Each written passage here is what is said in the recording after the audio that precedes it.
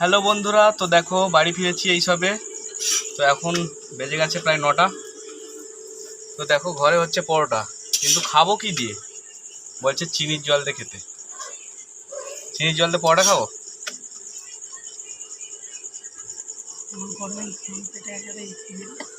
ঘাম বেরিয়ে যাচ্ছে গরমে।